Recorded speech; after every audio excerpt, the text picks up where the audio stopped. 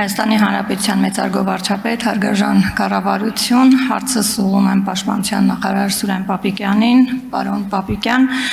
2026 թվականին պաշտպանության համար նախատեսված ծախսերը ավելի քիչ են, քան 25 թվականին,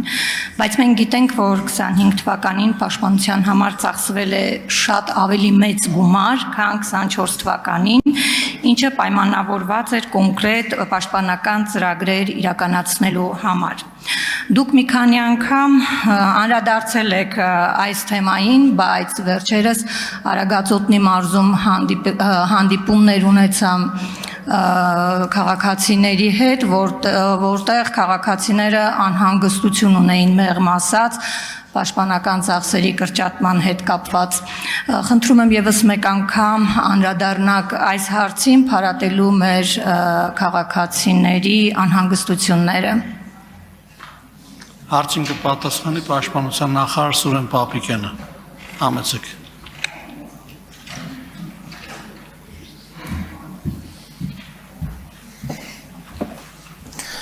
Տիկին Ղազարյան, շնորհակալ եմ հարցի համար։ Ես իհարկե պատրաստվում էի վաղը ելույթիս ընթացքում այս հարցին ավելի հանգամանալից անդրադառնալ, բայց հիմա ներկայացնեմ այն ինչ մի քանի անգամ արդեն առիթ եմ ունեցել ներկայացնելու։ Նախ պիտի խոսեմ նրա մասին, որ պաշտպանական ծախսերը սկսած 23 թվականից էապես աճել են, այսինքն 23, 24, 25 եւ արդեն նախատեսվող 26 թվականներին իրականացվել են եւ իրականացվելու են աննախադեպ ծախսեր։ Սրանք էապես փոխել են այս ծախսերը մեր հնարավորությունները, խոսքը վերաբերում է եւ բանակի կարիքների, եւ զինծառայողների սոցիալական վիճակի եւ բազմաթիվ այլ հարցերի, այդ թվում նաեւ սպառազինության եւ ռազմական տեխնիկայի ձեռքբերումների, ինժեներական աշխատանքների, այսինքն այն ամբողջ աշխատանքը, որ արվել է այս տարիների ընթացքում, հնարավոր է եղել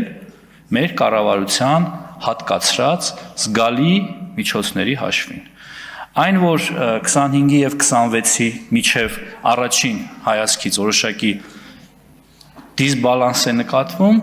իրականում այնտեղ հստակ բալանս կա, որովհետեւ երբ համեմատենք 24 թվականի պաշտպանական ծախսերի համար հատկացված բյուջեն եւ 26 թվականի նախատեսվողը,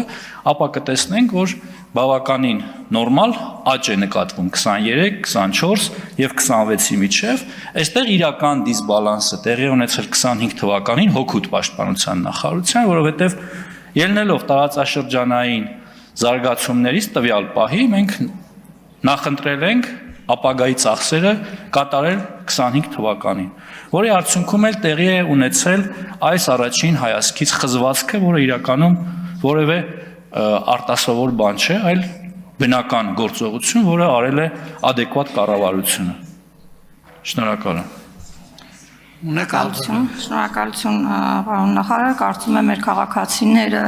լսեցին եւ առիթ ունեն անհանգստանալու, հատկապես այն քաղաքացիները, որոնց որդիները ծառայում են հայկական բանակում։ Շնորհակալ եմ։ Եվ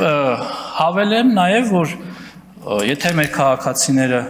ծանոթացել են վարչապետի հայտարարությանը, ապա նրանք կարող են կազմել խմբեր, դիմել համապատասխան հասցեով, նամակ ուղղել եւ այդ խմբին մենք կարող ենք ծանոթացնել մեր տեղական եւ նաեւ ձեռք բերված սպառազինության միջոցներին։ Շնորհակալ եմ։